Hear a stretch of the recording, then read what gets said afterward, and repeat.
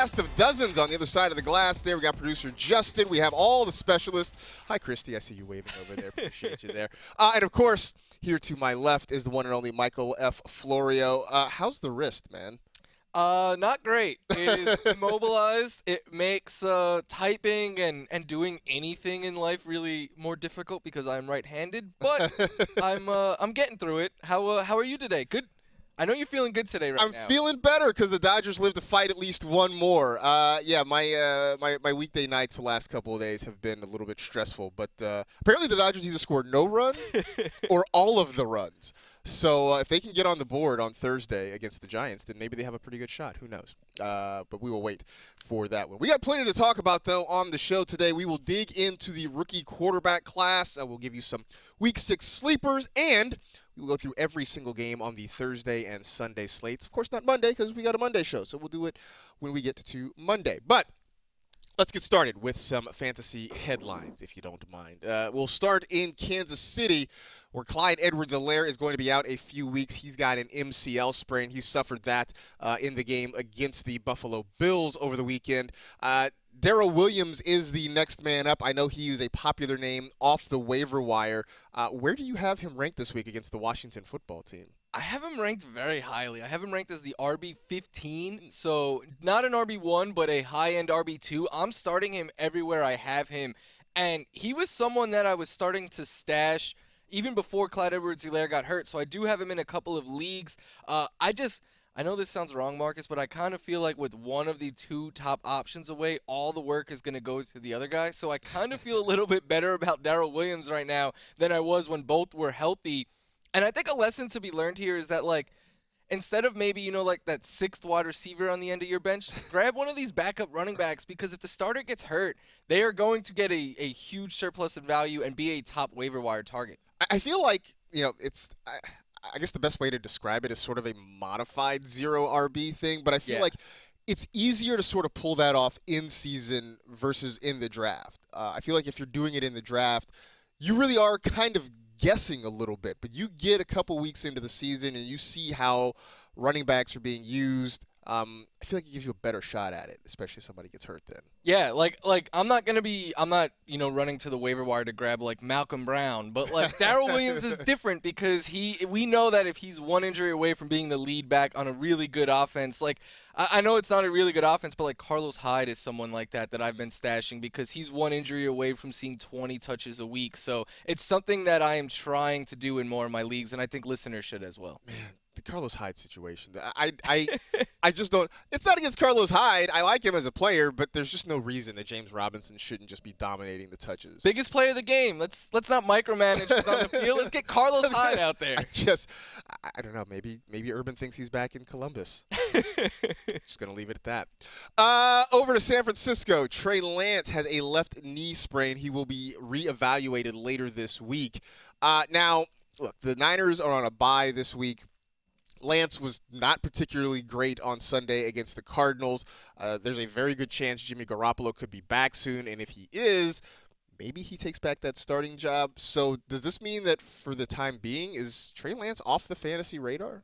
Not for me. I understand, obviously, you can't start him right now, but the leagues that I have him in, Marcus, I am still stashing him because I think his upside is sky high. I know he didn't live up to expectations this past week, but we did still see some of what we like. Like, he was running. He got stuffed near the goal line on what could have been a rushing touchdown there. They let him run 16 times for 89 yards. Like, there's a reason why a player like Jalen Hurts, even when he has bad passing days, has really good fantasy days because he can run. So Trey Lance is of a similar mold. I think that they do still make the move to Trey Lance at some point this season, especially with them not falling out of the race yet, but they are quickly falling behind in that division. So I think the move comes sooner than later. I did think that was going to be a key factor. If they were still competitive in the division, in the playoff race with Garoppolo, then he was going to stay the course. But right now the Niners are 2-3.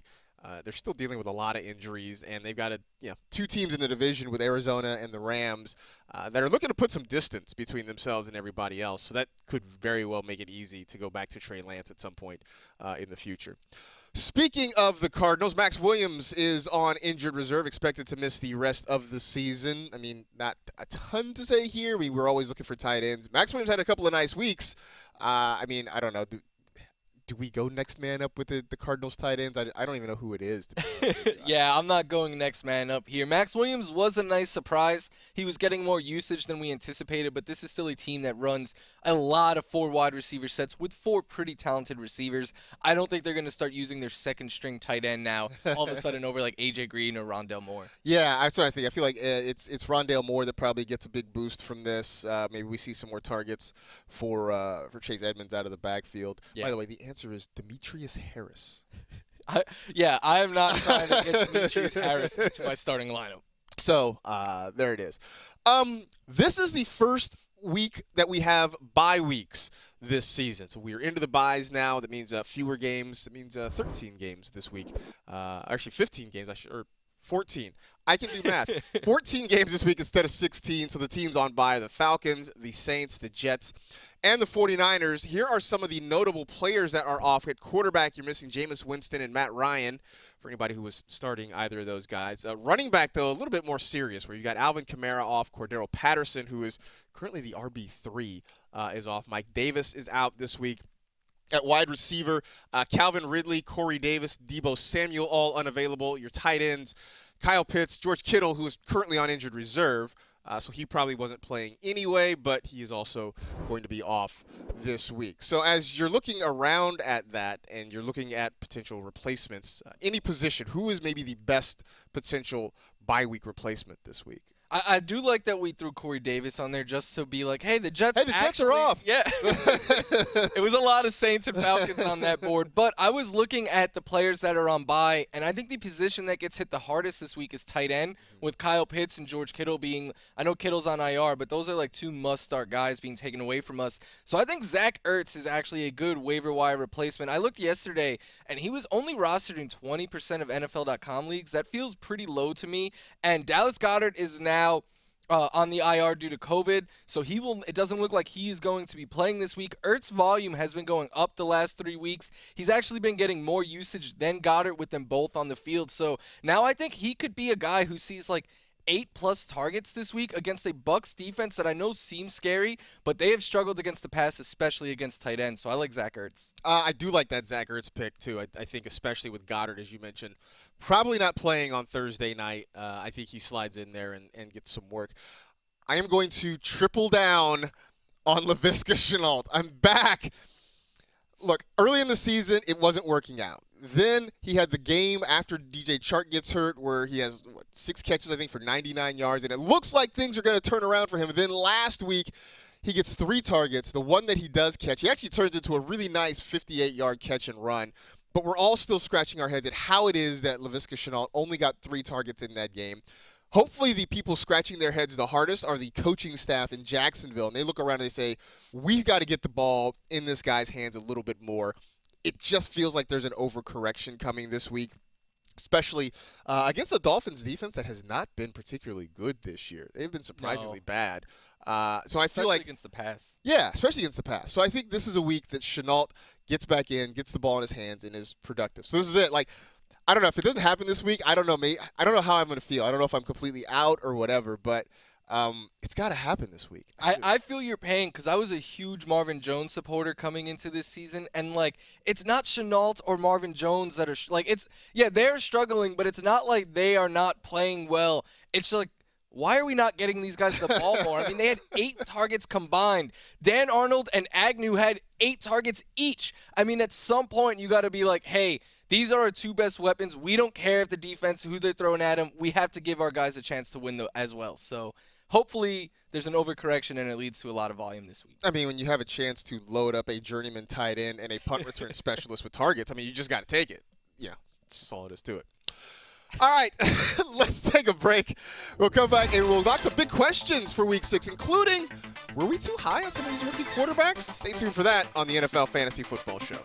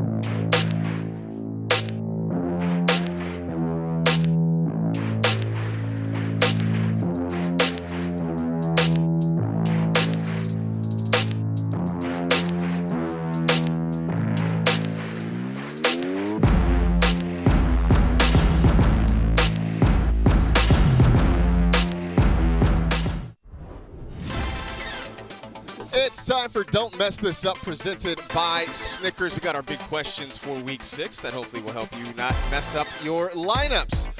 So the first one, we talked a little bit about Trey Lance. We'll talk some Justin Fields a little bit later in the show. But just as we look at this rookie quarterback class as a whole, we had big expectations. We were super excited. So far, hasn't been great. No. Did we overrate these guys? I know it's only been 5 weeks. I get it. Like, I'm not calling any of these guys a bust. I don't tweet at me about it. But were we maybe too high on some of these guys? Yeah, I think so. Again, I'm like you, Marcus. I'm not saying these guys are busts for their careers and they're never going to pan out for fantasy. But I think for year one expectations, we definitely overrated this class. I am as guilty of it as anyone. Like, I thought Trevor Lawrence was going to be a breakout quarterback this year. I thought he would finish as a QB1 because I thought he was going to be running more. I love seeing him run this past week, these last 2 weeks, so hopefully that continues. I thought Justin Fields and Trey Lance, Marcus, once they got to start, were going to be QB1s. Justin Fields doesn't have 9 fantasy points in a start this year, so that's far from being a QB1. Trey Lance didn't look great. I mean, Mac Jones and Zach Wilson we didn't have high expectations for. But one thing I've been thinking about is, do we overrate rookies, not just because of the success that rookie classes have had in past years, but because fantasy football Twitter from January to like May does nothing but talk about these rookies and get excited for them, that I think we make our expectations a little too high. I think it's more of the latter. I think both things kind of come into play, but I definitely think it's more of the latter. Like, we spend... Look, as soon as the Super Bowl ends and we turn fully into draft mode, I mean, we start talking about these guys and hyping up what they can do. And there are a lot of people that are watching hours and hours of tape on these players. And, yeah, I think we get a little bit too fired up about what they potentially can be, not always taking into account the situation some of these guys are walking into. I mean, the Patriots offensively still don't have a lot of weapons. I mean, they're better than they were last year. They're not great. The Jets, I mean, so far they're still the Jets. Yeah, they're Jets. Yeah, they're still the Jets, right? We were excited about the Jaguars and what could be for Trevor Lawrence. We didn't really get that. So far, the coaching staff would kind of be a bit of a mess and have something to do with it. So I think that has something to do with it. The Bears is one that I cannot explain because they have good pieces around Fields, right, with Mooney and Allen Robinson, and before he got hurt, Montgomery. And I thought they had a somewhat decent play caller in Matt Nagy, but it's just completely gone off the rails in Chicago. It has. I feel like with Matt Nagy and with Kyle Shanahan, I think they like their young quarterbacks, but I feel like they really want to take their time getting them in there. They don't like them as much as we do. Want them to right. Right. I mean, Shanahan has been very resistant to naming Trey Lance the starter. And it really only happened because Garoppolo got hurt. If Garoppolo stays healthy, I think he keeps that starting job. Yeah. And similarly, I mean, with Nagy, it's like he still wants to run the Andy Dalton offense, even with Justin Fields. I don't get it. I don't get it. I don't understand. Let him do what he does best. Like, he could scramble, he could throw the deep ball. I don't get it. Get him out of the pocket, move him around, just do some different things. But, it just has not happened yet. All right, a couple of guys who are playing really, really well right now. One of them happens to be a rookie. For the rest of the season, who would you rather have? Marquise Brown, who's back to being Hollywood again, or Jamar Chase?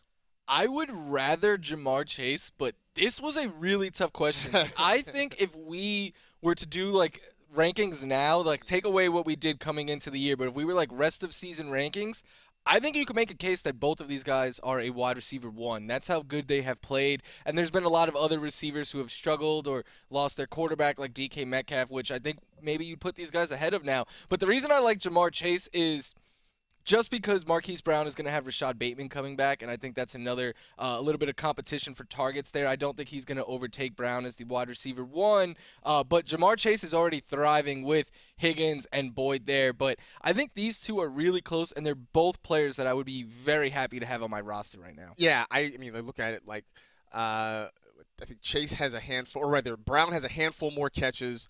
Chase has just a few more yards. They have the same number of touchdowns. I went back and forth with this, and I sort of landed on Marquise Brown just because I still think there were going to be T. Higgins games in there. There's going to be a Tyler Boyd game or two in there at some point.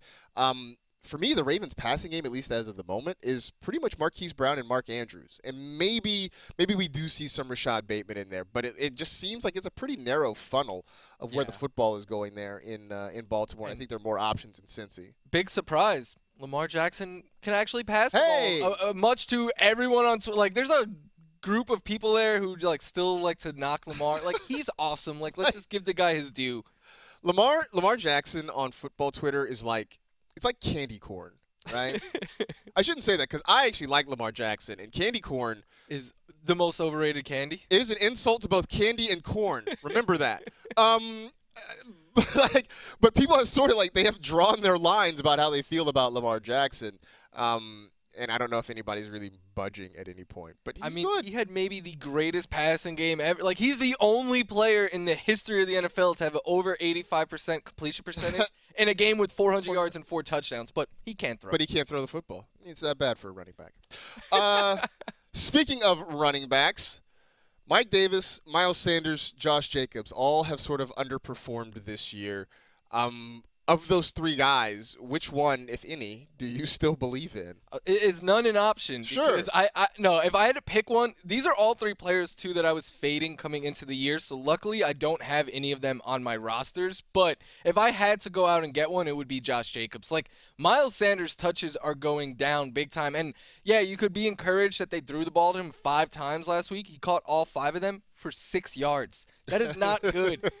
Mike Davis is getting outplayed by Cordero Patterson. I don't see that changing. Josh Jacobs, at least, is still getting 18, 19 touches a game. He's still giving you double-digit fantasy points. But even that Raiders offense, like, I'm worried about them moving forward. I am definitely worried about them, but you're right. For me, it is Jacobs just because he is the lead guy there. I feel like in Philadelphia, Sanders is still the number 1 guy, but that gap between he and Kenneth Gainwell is closing quickly. As you mentioned, Cordero Patterson, he's technically the RB2 on the depth chart, but he's the RB1 in our hearts right now because he's just playing so well. It's hard to get him out of that spot. So Jacobs is the guy. I think he's at this point in his career, Josh Jacobs is who he is. He's just meh. He's on the all oatmeal team, right? He's just fine. It's not exciting. They're never going to make him a pass catcher in that offense. It's just not going to happen. Which, by the way, Kenyon Drake's not a pass catcher in that offense. He's a nothing in that offense. Why did they bring Kenyon Drake there? No idea. At the time, it made no sense, and I was like, okay, maybe they have big plans for him. They're going to use him in the slot. They were saying coming into the. It's made no sense. They've done nothing with him. None whatsoever. I can't figure that one out. So, all right. Let's get into our game previews. We're going to get through every single game on the Thursday and Sunday slate, so it only makes sense to start with Thursday Night Football. The Buccaneers, who are red hot on offense, going against the Eagles, who at times look like they have something figured out, and at times you're just not really sure. But if you're looking at somebody in that game, who do you have your eye on? I already spoke up Zach Ertz, so I'm going to talk about Devonta Smith here. I think you have to start Devonta Smith in this matchup. I know people like to look at the Bucs defense and say, oh, they have a pretty good defense. Well, they're good against the run. They've struggled mightily against the pass this year. In fact, they've allowed the 2nd most fantasy points to wide receivers this year. And Devonta Smith has already been seeing big usage, 18 targets in his last 2 games combined. But now you take away Dallas Goedert in a game where they're going to, I expect them to be trailing and having to put up points, keeping up with Tom Brady and that high-powered Bucs offense. I think Devonta Smith could see double-digit targets and maybe even crack 20 fantasy points this week. Would not be surprised if that happens. I would also throw in as a kind of a deeper sleeper is Jalen Reagor. Yes. Who's getting more work. Look, Eagles fans, I'm just going to say this. He's never going to be Justin Jefferson. You're going to live with that for a long time. Like, that's just – and I know that nobody in Philly, none of the fans made the pick. I know it's not on you guys, but that's one you're going to have to wear for a while because he's just never going to be Justin Jefferson. But I do think there's a chance for him to be a bit of a deep sleeper this week. I like that. 1 or 2 long passes. Quez Watkins last week had a 53-yard catch and finished with 48 yards. So that was interesting. That's interesting work there. I would say that both for Reagor and maybe Quez Watkins, they are more daily picks than I would season long. Yeah, or like real deep leagues. Yeah. But I do think, you're taking a chance on a deep ball in a game where they're probably going to have to throw the deep ball. I'm still laughing. He had a 53-yard catch and finished with 48 yards. That's right up there with, what Miles Sanders having the 5 catches for 6 yards or whatever it was at some point in the game. Just bad. Just mind-boggling. Man. All right. Let's take a break and get our minds back together again. We'll come back. We'll preview some more games as we keep rolling along on the NFL Fantasy Football Show presented by Subway.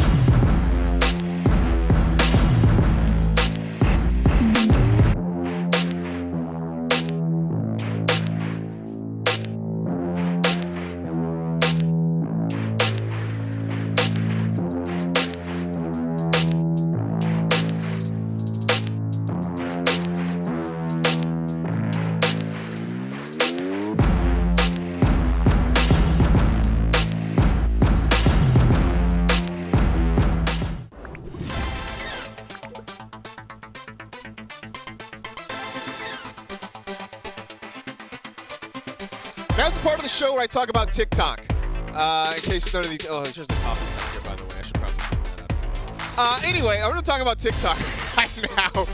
We have an account at NFL Fantasy. We do stuff on the talk. I don't even know if the kids call it that, but I'm calling it that. We do TikTok videos. We try to give advice. We try to be entertaining. Sort of like what we do here, but more like in 15 or 30-second increments. So go check us out at NFL Fantasy.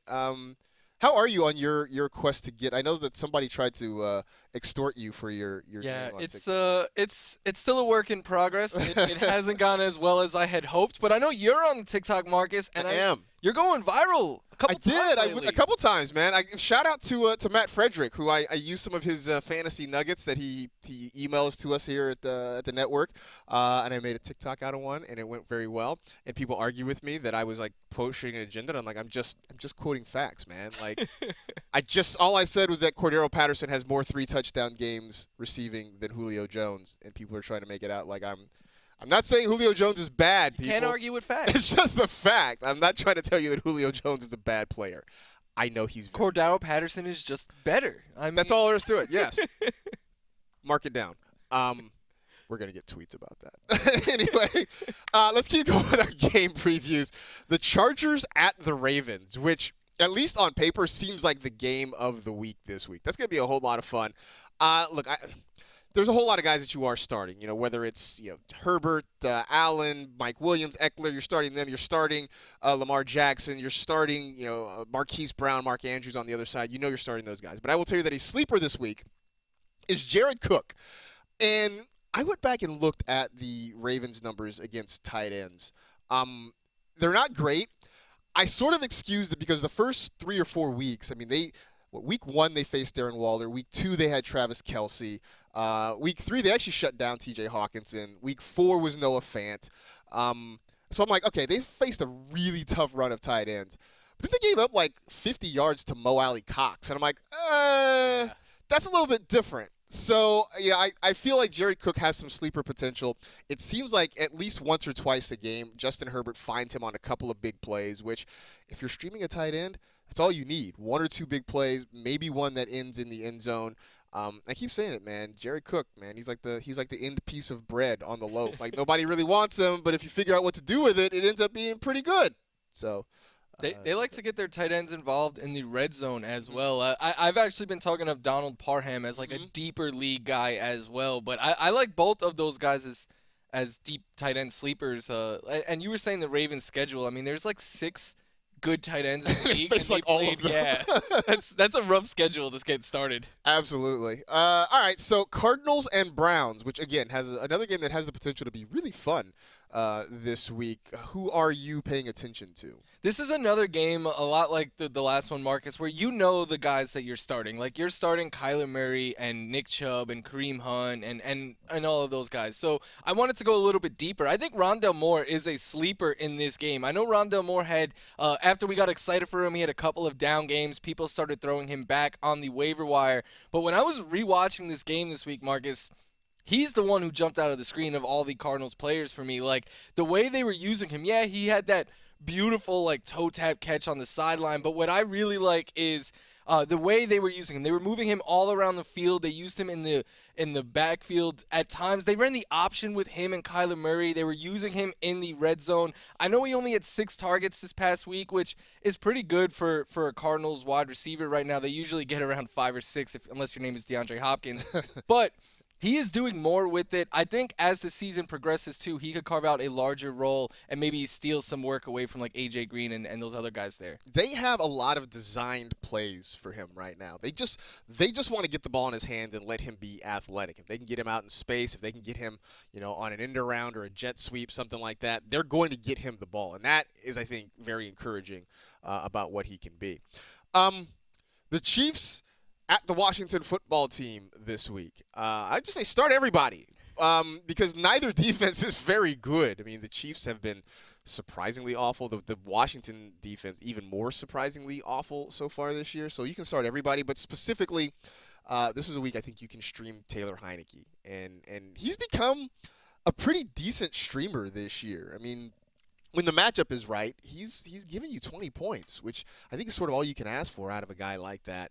So if you are, for instance, missing Russell Wilson, or if you've got, say, Matt Ryan on a bye or something like that, or you just need somebody in a 2 QB league, provided he's available, he's worth a start because the Chiefs have just been miserable defensively this year. Yeah, I have him ranked as the QB 13 this week. So, and I debated putting him at 12, but I had to go with Sam Darnold. I mean, I still believe in him. The other thing I like about this call, Marcus, is watching when teams play the Chiefs, because of Patrick Mahomes and stuff, they play more aggressive on offense. Mm-hmm. Like, they try to take more shots downfield. They'll be a little bit more likely to go for it and stuff. So I really like this Heineke call as well, especially because he'll add some points with his legs. I know all the analytics people love offenses playing against the Chiefs because, as you mentioned, it's forced coaches to be more aggressive and go for it on 4th down, which we know analytics football Twitter loves that. And so I know coaches don't want to give the ball back to Mahomes, so they try to go for it.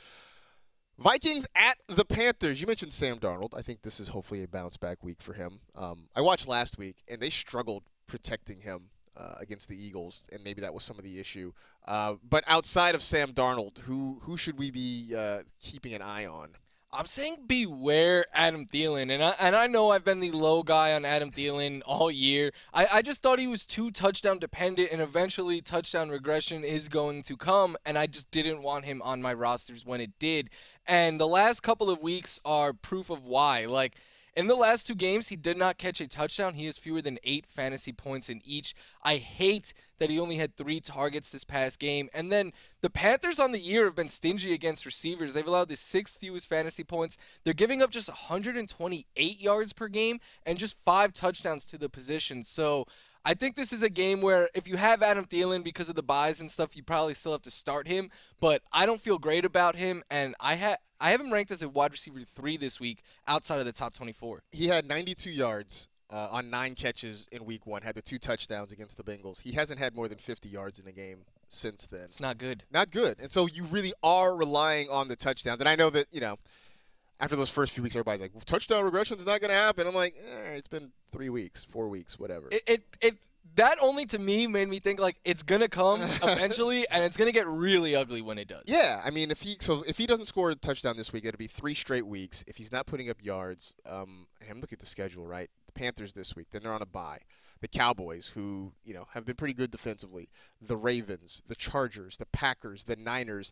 That's a really rough stretch in there. I think if Thielen has his next good game, like if he has like another 2 touchdown game or something like that, I think that's when you try to like flip him because he is a big name. I think a lot of people will see Adam Thielen and be like, all right, I could trust this guy every week in my life. Right. And that's when you ship him off to that person that thinks that. Just tell them not to look too deeply into the actual statistics of the whole thing. All right, we are talking some starts and sits here on this show, but we also have a whole show dedicated to Stardom Situm. It's fittingly enough called the Stardom Situm Show. So if you are looking for some championship help, be sure to check out the show. It's got Florio, it's got Kimmy Checks, it's got Adam Rank. It's got Money Guns. It's got Money Guns, which I found a fake $100 bill in one of the chairs. They look surprisingly real when you just Shockingly quickly real. see them. Like we're sitting there for Fantasy Live. I reached in the cushion, and I was like, holy crap. Oh, it's I was really just about to take off my mic and go home for the day. Yeah, just shut it down for the day and go get myself something to eat. But anyway, come check it out. 4 p.m. on Thursdays. You can find it on NFL.com, the NFL Fantasy app, the NFL app, or on the YouTube channel. Or for those of you who have lives and aren't watching it live, you can catch it on demand as well. So plenty of options to check out the Stardom Situm Show. We are going to take a break and come back. We will dig into a couple more games. Also, we're going to figure out where Matthew Stafford sits among fantasy quarterbacks for the rest of the season. That's next on the NFL Fantasy Football Show.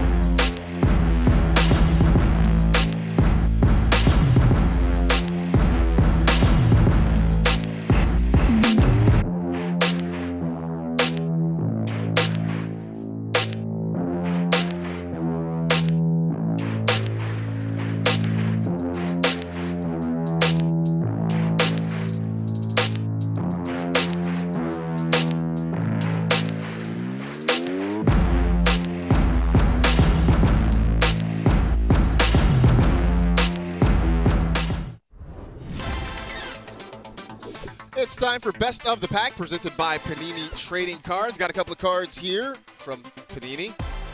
Duh. And we're going to talk about the guy whose picture is on the front of the card. So let's start with Matthew Stafford. I know you can't see it. He looks really small. But trust me, it really is Matthew Stafford. See, he's wearing blue and yellow, just like Matthew Stafford does. Dude's been great so far. And not that it was unexpected. I mean, you bring him to L.A., you put him with Sean McVay, you put Cooper Kupp and Robert Woods on the same field with him. You expected good things. But with what you've seen so far, is he a league-winning quarterback this year? Yes, by association.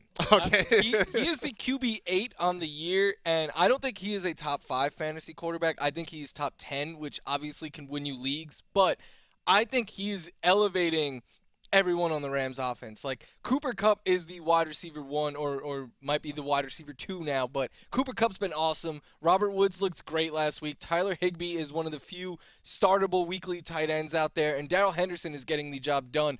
This is not stuff that we were able to say last year with Jared Goff, so I think Matthew Stafford is going to help everyone around him lead you to fantasy championships. And I think you're fine if you have Matthew Stafford as your quarterback. I just don't think that he is a league winner in the sense that, like, he's going to run away and be the QB1 or anything like that. I also think part of it is if you have Stafford, you probably have another quarterback somewhere else that maybe you're starting or maybe you're just sort of rotating in and out based on the matchups. But the schedule's really nice. I mean, so they got the Giants this week who are, kind of middle of the road, but then they got the Lions, the Texans, Justin, close your ears. They got the Titans. They've got the Jaguars. The only thing that makes me worried is that in championship week, they do have the Ravens, but their fantasy playoff schedule is also pretty good. The Seahawks, who are terrible. Yeah. The Vikings, who are not great. So I'm with you, and I don't think he's going to be like a top 3 or 5 quarterback, but I feel like he's going to be that sneaky guy that late in the season, sometime in December, is going to get hot because he's going to have great matchups, and there are going to be a lot of teams that get deep in the playoffs with Matthew Stafford on their roster. If I have Stafford or like Kupp, like I want to build that stack for that run, like because that I think could be a stack that leads. Because I know the Rams the rest of the season have the second easiest schedule amongst receivers. Like I think a Stafford Kupp stack could lead people to win Absolutely. a lot of people championships this year. Absolutely, it could. So we'll see how that goes. All right, next one up. By the way, Rams-Giants, I should have mentioned that too. That's why we were talking about it, because they do play each other this week. Next up, it's Justin Fields. You can't really see that, but he's got good hair. Look at his hair. It's like a headband and everything too. The Bears are at home playing the Packers this week. You are not starting Justin Fields. As you mentioned, he has not had 9 fantasy points in a game yet this year, so nobody's going to be foolhardy enough to start him. At least I hope not. But for you, what do you want to see from him before you feel like you're comfortable starting him? 9 fantasy points. In all seriousness, I want to see Justin Fields be allowed to play like Justin Fields. Like, his best rushing game of the year was in a game that he didn't start in week 2. Like, since he has become the starter, 12 rushing yards, 9 rushing yards, 4 rushing yards. Like, this is a guy who is very dynamic and has shown it throughout his football career. Like, in Ohio State, he was running all over everyone, and he was throwing the deep ball and scrambling and just playing loose. And then in the preseason, he was doing that as well. He was running more and being used in the red zone in certain packages and stuff. And then since then, they were like, nah, let's coach him like he's Andy Dalton, like you keep saying. And it just leads to Fields not playing well, him not being effective, and it being awful for fantasy. It is sort of bringing everybody down. Like, so the way you talked about Matthew Stafford being a league winner by association because he's going to help lift up, Cooper Kupp and Robert Woods and all these guys around him. Right now, the way the Bears are using Justin Fields, he has kind of been an anchor by association. Yeah. They're not letting him do much, and so Allen Robinson is suffering. Darnell Mooney is suffering. I mean, we haven't had David Montgomery the last couple weeks because of injury, but it's just bringing this whole offense down because they're trying to fit Fields into a situation that he doesn't seem comfortable in and he's just not productive in. And so until that changes, it's really hard to think we're going to be able to start Justin Fields, which also kind of circles back to our earlier conversation about us maybe being a little bit too hyped about some of these rookie quarterbacks. I never thought I would miss Mitch Trubisky, who would at least get the ball to Allen Robinson 10 times a game. Hey, Mitch Trubisky has a rushing touchdown this year. In week 4, he outscored Justin Fields in fantasy points. And he only came in like the fourth quarter when it was a blowout. Fields played the entire game. Sorry, Bears fans. Sorry, Rank. That is ungood. Ungood. All right. Let's get back to our game previews. We've got the Cowboys at the Patriots. Dallas right now looking like a serious contender. I mean, we knew how good their offense was, but their defense has gotten a lot better this year. Speaking of which, I would say start the Cowboys defense. I don't think we've talked about the fact that they are the number 3 defense special teams in fantasy football right now. Part of it on the strength of their league-high 10 interceptions. I mean, Trayvon Diggs has been just lights out. Apparently, and I'm not the first person to come up with this, but if your last name is Diggs, you just catch the football. It's just what you do. Trayvon has been great about it. We have seen Mac Jones struggle when he gets pressure in his face. And even when he's been good, it's just been a lot of short throws. He's not pushing the ball downfield right now. I think Trayvon and Stephon Diggs had the same number of catches in Week 5. Which is great for Trayvon, not so much for Stephon. But yeah, no, the Cowboy defense, I mean, at this point, they're just worth starting on their own merit. I know they're still available in about 40% of NFL.com leagues. I'm sure they've been a streamer a lot of times. This is definitely a week you can stream them because, like I said, Mac Jones, he's been okay at best, but definitely doesn't scare you. Nothing about the Patriots offense. And they might be without Damian Harris, too, which is a big piece for them. Absolutely. Dolphins at Jaguars. They're another London game this week. This one a 9:30 a.m. Eastern Time kickoff, which I guess is convenient because both those teams play in the Eastern Time zone. So definitely more interest out there. But both these teams have had their issues. Where are we going for this one? I cannot wait to wake up at 6:30 a.m. Pacific to watch an all-Florida Bowl between these two teams. The good news is you'll be on your way here for work, so it's fine. I think Trevor Lawrence is a sleeper in this matchup. The Dolphins have struggled against quarterbacks. They've allowed the 6th most fantasy points on the year. They've allowed over 300 passing yards per game right now. And what I like about Trevor Lawrence is he's been running more, especially near the goal line. And that is something that I thought would be a big part of his game as a rookie because watching him in Clemson, he was so good at just like selling the option and just rolling out and getting it in himself. He's a big-bodied quarterback. He had a rushing touchdown last week and in the game before, and last week he was ruled just down at the half-yard line. I thought he got in on that play, but it wasn't meant to be. If he does have that second rushing touchdown, he's over 25 fantasy points, and we're talking about him having a really good day. So they're asking him to throw more. I think this is a game where he will have to throw a bit, and if he could get another rushing touchdown, I think then that the upside is really high. I mean, he's right now the QB 25. He did have a 21-point game last week. It's starting to come together for him. I guess it shouldn't be a surprise, right? He was the number 1 overall pick. He was the greatest generational talent since fill in the blank. So maybe this was inevitable that this was since Andrew Luck, who was the greatest since Peyton Manning, right? Yeah. On and on and on. All right, next up, Raiders at the Broncos. In case you haven't heard, there have been some things going on around the Raiders that don't have to do with football. Obviously, the big story of the week is that John Gruden, no longer the Raiders head coach, after a series of emails were found. This obviously is not the venue to get into what all that means, except it means Rich Bisaccia, the special teams coordinator, takes over as head coach.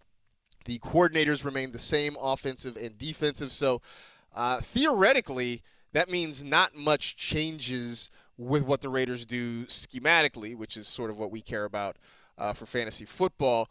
I would say you kind of beware of Cortland Sutton because, as I talked about with the Cowboys defense being better this year, the Raider defense has actually improved as well. Gus Bradley has done some really good things with this defense. They're getting a great pass rush up front with Max Crosby and Yannick Ngakoue, and that's made it easier on the secondary. They're just not giving up a ton of yards through the air. So I'd say beware of Cortland Sutton this week, who has had some up and down games. I mean, he had a nice game last week, scored a touchdown, but for the most part, it has been kind of a struggle for him. And I think this is a week where maybe we see a lot of Melvin Gordon, a lot of Javonte Williams, maybe not quite as much through the air. So if you have other options, and if you survive this long, you probably do, I would just be wary of Cortland Sutton. Yeah, I completely agree. The Raiders have allowed the 5th fewest fantasy points, and they've allowed just 1 touchdown to receivers all year. So if you're not getting a touchdown and 128 yards per game, like you're not getting a lot of yards there, it is a tough matchup for sure. Yeah, so just kind of keep an eye out on that. Can't wait for Jerry Jeudy to get back. Oh, me too. I have a bunch of teams with him sitting on the IR. I have him on a couple of rosters. I'm like scouring Google, like trying to find news. Like, when is this happening? And like, just waiting for that to happen. All right, we got one more break. We'll come back, and we will finish up our game previews. We'll also get you some Week 6 sleepers before we get out of here. Stay tuned for more of the NFL Fantasy Football Show.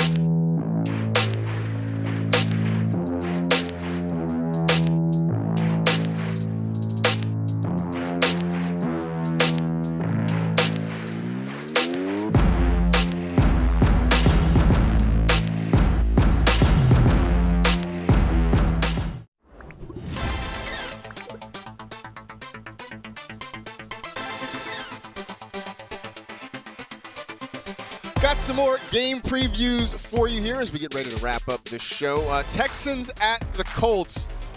Yeah, it's not really an exciting game, but there are some guys at least worth giving a start this week. Yeah, I think Michael Pittman is one that you have to start. I wanted to go with my boy Jonathan Taylor here, but everyone knows to play him already.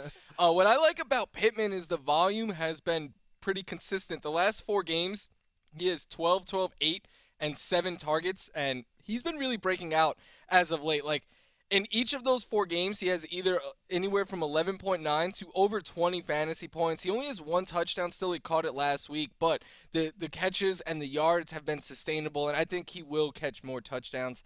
I really like Michael Pittman. I thought he was a breakout candidate coming into the year, and I think the breakout is happening right now before our eyes. I do think so as well. I mean, it was trending that way because, as you mentioned, all the other metrics were in his favor. He just hadn't turned it into yards. He finally got a touchdown, which was a grown man touchdown. Oh, yeah. I mean, just a fully grown man touchdown that he scored, so I do think it's coming along. Bengals at the Lions, because the schedule maker said – actually, I shouldn't say that, because the Bengals are good. The Bengals are good, and they are fun. And I keep saying this because I do believe it. They are fun to watch. Joe Mixon is a must-start in this one. I mean, we've talked about Jamar Chase and how good he has been and the wide receivers in general, but the Lions have been really bad against the run, and Joe Mixon, as long as he's healthy, is really dominating the opportunities in that backfield. Yes, we've seen Samaje Perine, we've seen a little bit of Chris Evans, but this is Joe Mixon's backfield. He's truly the RB1 on this team. The Lions are bad defensively, so you were probably starting him anyway, but this is me saying that he is a must-start. Like, he should definitely be in your lineup this week. Yeah, like last week we didn't think the guy was going to play at all, and then he ended up still scoring a touchdown in a very meaningful part of the game for them. Like, he is their running game. I agree. In this matchup, the Lions are the best matchup you could have if you're a running back. Absolutely. Absolutely. All right, then Sunday Night Football, Seahawks and Steelers. This probably looked a lot better on the schedule when they put it together, last spring. But now we've got a matchup of Geno Smith against the ghost of Ben Roethlisberger. Who should we take interest in for this one? I think both quarterbacks are must-starts in this one. No, I'm just kidding. I think, though, for real, Chase Claypool is someone that you should be starting. I think with Juju Smith-Schuster out now, the volume is going to be consistent enough for Claypool where you could trust him each week, and he is explosive. Like last week, he only had 6 targets and 5 catches, but he turned it into 130 yards and a touchdown. He's had over 18 fantasy points in his last 2 games, so I think his explosiveness paired with the increase in volume now that he's going to get with no Juju there makes him a guy that you could start each and every week. I will say I do think if Ben Roethlisberger can't have a big game this week against that Seahawks defense, it just might not happen for him this year. I'm excited to see Chase Claypool burn Jamal Adams at least once. Jamal Adams has hadn't really worked out for the Seahawks. No. Not even a little bit so far. All right, it's time for MVP Picks presented by Visa, a network giving small businesses tools to grow. So our MVPs come in the form of some sleepers. We each have a couple. Who is first on your list? A lot of Trojans. Yeah, today, man, Marcus. I dig this. Amon-Ra St. Brown, who is someone that I liked and I know you liked coming into the year, and it was a slow start, but it's coming to fruition. The last 2 weeks, he's got 8 targets in each game. He's either tied or had the team lead in each of those games. He's top 13 fantasy points in both of them. Quintus Cephas left early last week. He's banged up. The Lions are just searching for anyone to step up in the passing game, and with Hawkinson trending down and the other guys banged up, Amon-Ra St. Brown has really stepped up, and something I've said since before the season even started, he's a big slot receiver who I thought could have been a safety blanket to Jared Goff, kind of like a poor man's Cooper Kupp was for Goff out here in L.A., and it's starting to happen, so I'm getting pretty excited about St. Brown. I picked him up in a couple of leagues where he was dropped, and I think he's a sleeper in a good matchup against Cincinnati. Yeah, that Kupp comparison just keeps coming up repeatedly, and I think it's starting to become true. It's why I took some late shots on him in a whole lot of drafts, kind of waiting for this moment, and it's finally happening. I'm going to go Carson Wentz here, who played way better against the Ravens than I would have anticipated. Had over 20 points in that one. In fact, that was his highest scoring game of the year. And now this week has a very, very good matchup against the Houston Texans. I'll say this: the Texans' defense, at least by the numbers, is not as bad as I thought it would be, but it's also not great either. No. So, so again, if you're streaming quarterbacks, if you need help at the position, Carson Wentz, I think, has a nice opportunity this week against Houston. Yeah.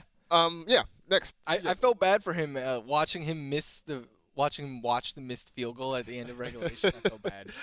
So yeah, what else could he have done? I mean, he did everything he could to help them get that. He was just like, come on, and then it just I felt bad for the guy. All right, who's your next sleeper? This is definitely a sleeper because this is someone that even as of last week we had on. I think he was rostered in 0% of NFL.com leagues. Ricky Seals-Jones.